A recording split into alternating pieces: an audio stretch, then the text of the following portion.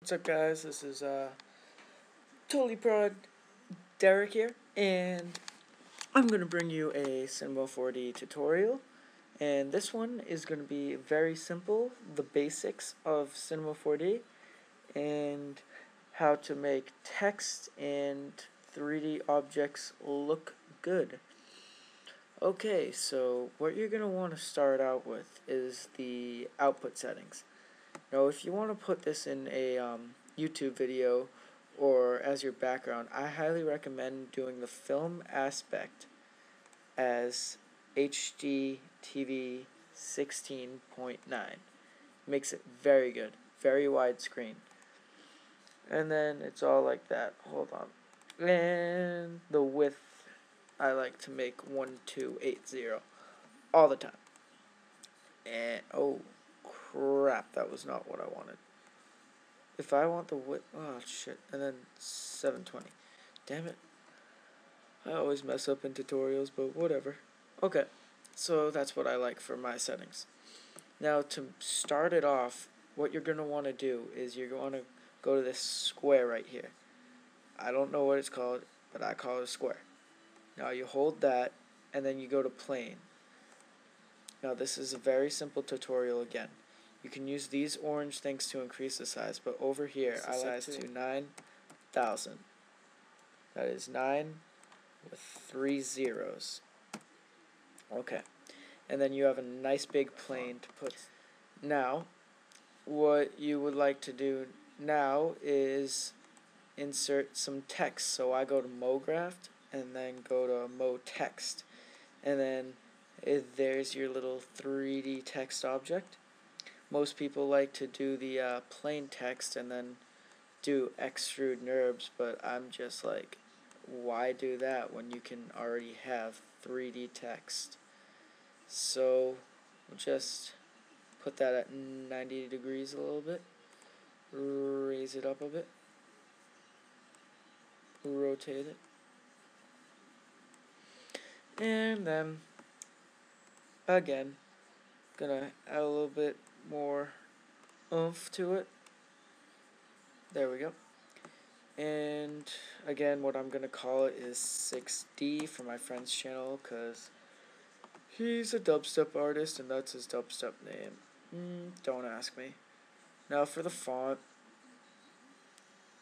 okay, you're gonna want to pick whatever font suits you best. You can make a font, but I don't know how to do that. So I'm just gonna go look for a nice bold font. I'll do, this one. I use this one a lot. Now click that and looks pretty nice. Now when you render it out, it just looks like blah. Now to make it look better, what I usually do is add colors to it. So you double click in the materials section, and then you double click the material you just added, and you can edit the color. So for the text, I'm going to make that red, because I like red. And then to make it look even better, you know what, no, I'll just make this a simple tutorial. And then I'll put that red on it. Oops, wrong thing. The red on the text. And then, boom, you got your red text. Now this is a simple tutorial on how to make your text objects and other stuff look good. So then I'm going to want to put a box here just for show.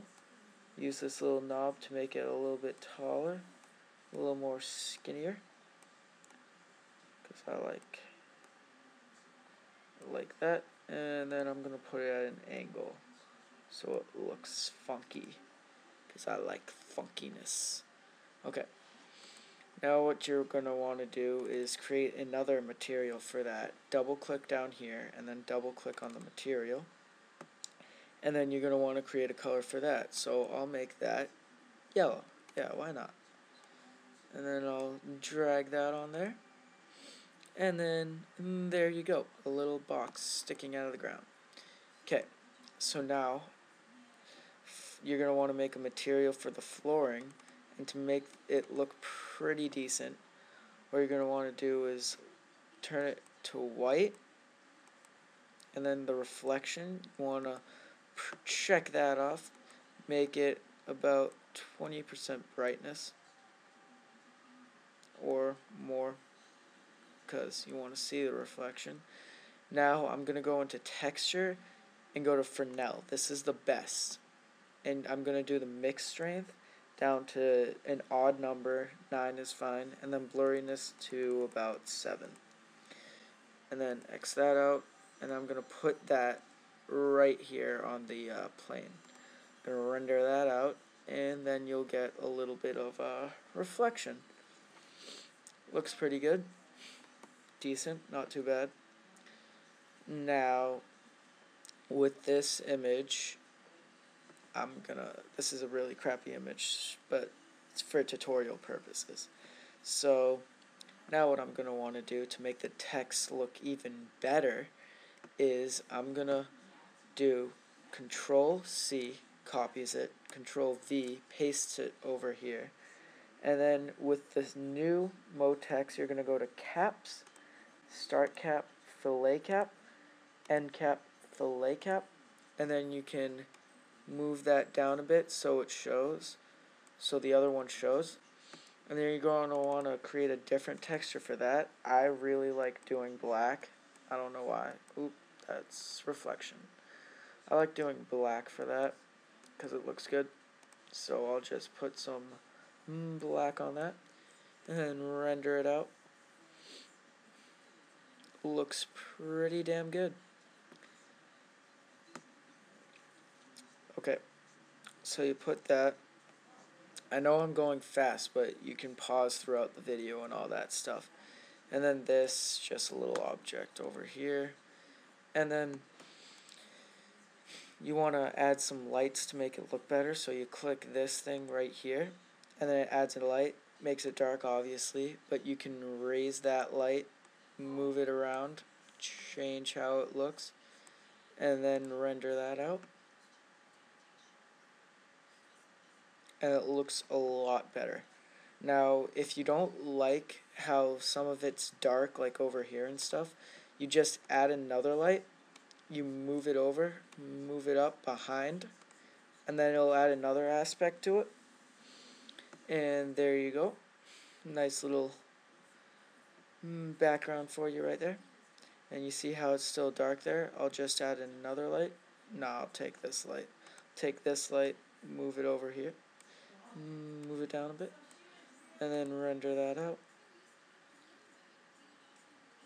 See if it's still dark. It probably still is, because, yeah, I need to move the light up a bit.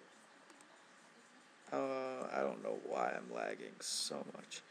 So then I'm going to go right there. Looks pretty damn good. Now here's what makes it really good. You don't have to do this. You can stop the video right here, because this is all you need. Oh yeah, another thing. To render something, first you want to go in here, and then you want to go to save. For a picture, you save it as a JPEG file. And then file, you just pick where you save it. I'm going to save mine in Cinema 4D Images. Name it 6D3. Save it. And then once you save that, it's all good. And then you can X that out, and to render, you press this thing right here, and it starts rendering.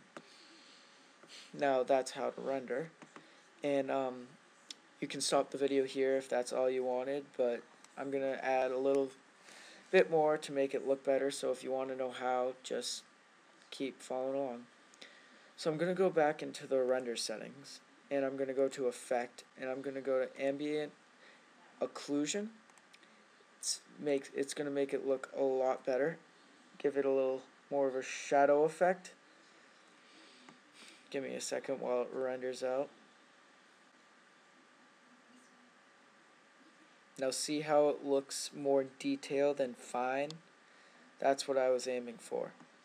But what the ambient occlusion really does is it adds that little shadow effect to the objects and to the ground.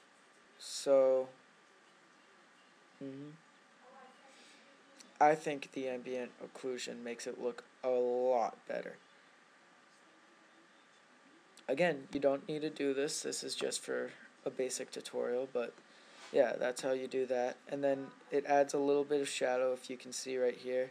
It made these look finer, the red on the black. I'm actually going to remove the black up a bit, make it a little thinner.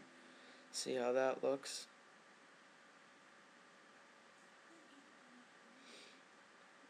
Looks pretty damn good. So yeah, I really like that. And then that's really it. I'll show you the final product in the end video. And I hope you enjoyed. Make sure to favorite, rate, comment, subscribe, whatever. And then I'll use this to make an intro next. An intro tutorial next. And peace.